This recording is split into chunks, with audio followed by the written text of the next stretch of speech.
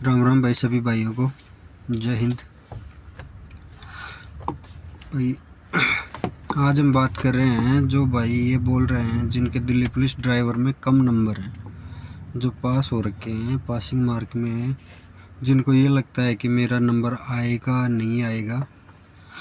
ये video specially उनके लिए है भाई, जिनके नंबर हैं, बढ़िया नंबर हैं, उनको लगता है कि मेरा तो कन्फर्म ही है, उनको तो खैर छोड़ो। पर जो भाई ये सोच रहे हैं कि नहीं आएगा मेरा, क्या पता होगा कि नहीं होगा, या जो ये फालतू की वीडियो देख देख कर बोल रहे हैं कि इतनी मेरिट जाएगी, उतनी जाएगी, 70 प्लस जाएगी, 60 प्लस जाएगी, 65 प्लस जाएगी, तो उनके लिए उनकी बातों पे ध्यान मत दो, आप अपनी तैयारी पे लगे रहो।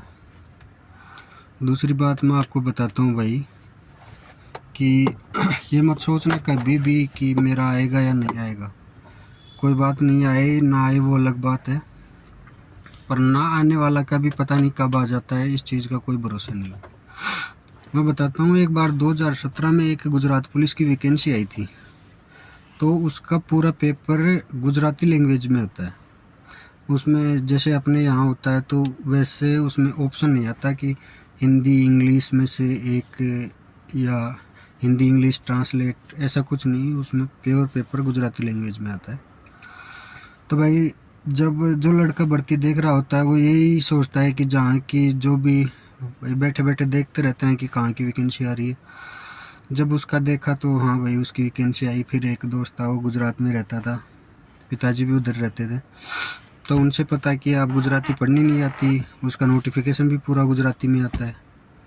तो उनसे पता चला कि ऐसे ऐसे वैकेंसी हैं, गुजरात पुलिस की हैं, और उनका ये प्रोसेसिंग उन्होंने बताई पूरी पढ़ के। तो उसके बाद फॉर्म अप्लाई कर दिया। तो उसमें सबसे पहले होता है एग्ज़ाम होता है भाई। और अदर स्टेट का जो भी बंदा वहाँ पे एग्ज़ाम देगा तो जाहिर सी बात है कि वो जनरल कैटेगरी में आएगा। अदर स्टेट में चाहे आप SC में हो, ST में हो, अपने स्टेट में जहाँ भी हो, पर अदर स्टेट में जाओगे तो आप जनरल में आओगे। तो पहली बात तो वहाँ पे कि उनका खुद का लैंग्वेज का पेपर, उनकी पर्सनल लैंग्वेज अब अपने को पढ़नी नहीं आती। खैर उसमें गुजराती भाषा नहीं थी, पर जो पेपर था वो पूरा गुजराती लैंग्वेज में था। मैथ के क्वेश्चन भी गुजराती में, GK के भी, साइंस के भी, कंप्यूटर के भी सारे। और उसमें एक चीज़ और आती है, गुजरात पुलिस में धाराएं आती हैं IPC CRPC की।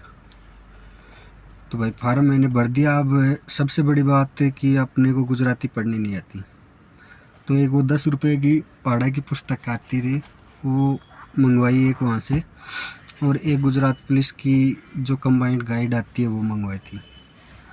तो पहले तो उसमें से अक्षर पढ़ना सीखा कि ये क है, ख है, क को ऐसे लिखते हैं, का को ऐसे लिखते हैं।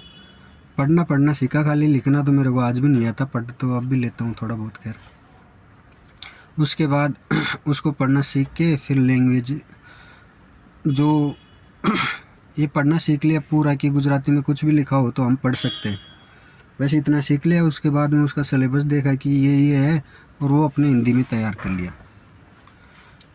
तो भाई उसमें एग्ज़ाम दिया। एग्ज़ाम में किस्मत ऐसी रही, एग्ज़ाम ऐसा बैठा कि पास हो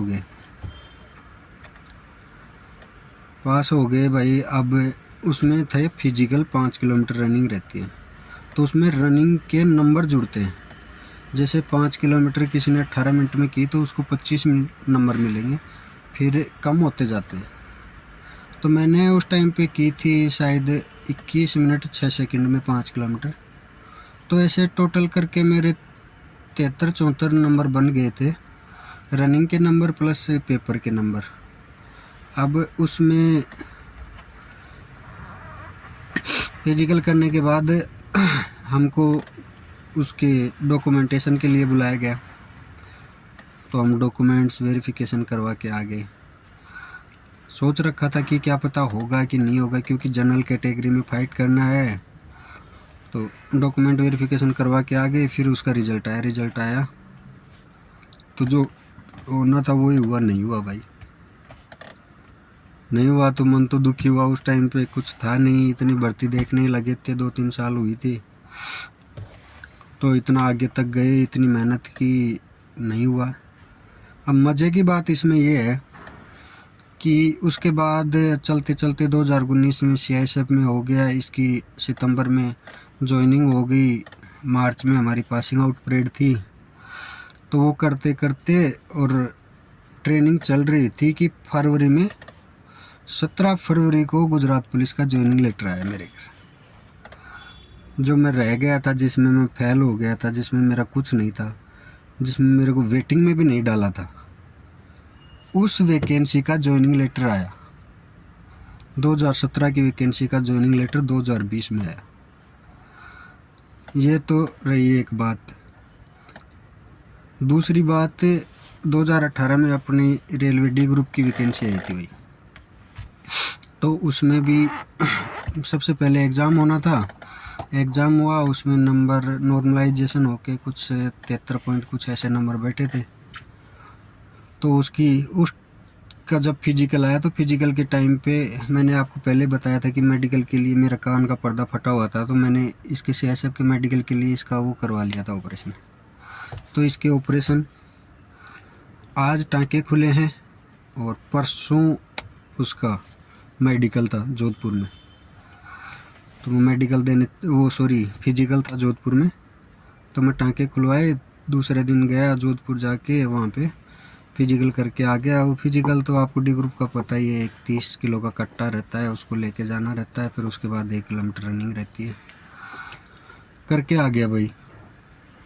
तो इसका मेडिकल हुआ नहीं था, उधर उसका हो गया, और मेडिकल के लिए लिस्ट आ गई उसकी, उसमें मेरा नाम ही नहीं आया। फिर से साल फेल हो गए।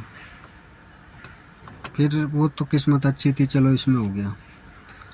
अभी उस D ग्रुप का अगस्त में दोबारा मेडिकल के लिए कॉल आया। तो आप सोच सकते हो, देख कहाँ 2019 और कहाँ 2022 अगस्त में। तो इसलिए भाई कभी भी ये सोच के भर्ती आप मत छोड़ना। अगर आप क्वालिफाई हो तो आप जहाँ तक जा सकते हो, जहाँ तक जाओ, अपनी तरफ से फेल मत हो। वो आपको बाहर करते हैं तो बिल्कुल करने दो उनको, आप बाहर हो, कोई दिक्कत नहीं। उसमें पता नहीं कब आदमी की कैसी वैकेंसी बैठे, कैसे लड़के ज्वाइन करें ना करें, छोड़ के चले जाएं, दूसरी एग्ज़ाम में सिलेक्शन हो जाए, वैकेंसी बढ़ जाए, लास्ट में क्या, किसी को कोई पता नहीं कि क्या हो सकता है। इसलिए भाई कभी भी ये मत करना कि आप पास मार्क हैं आपके 1-2 नंबर ज़्यादा हैं या उतने ही हैं, तो ये सोच के कि भाई मेरा और नहीं होगा तो मैं क्यों, कभी भी ये मत करना भाई।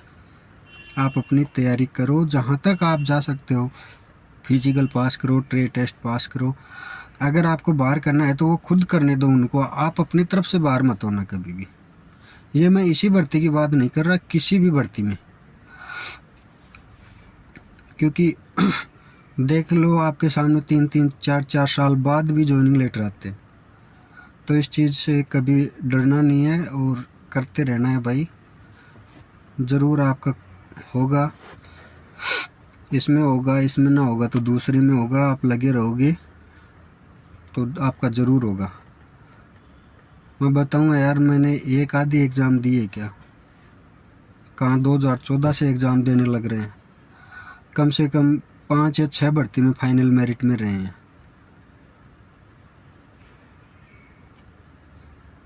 तो उस चीज़ को लेके कभी नर्वस मत होना, लगे रहो।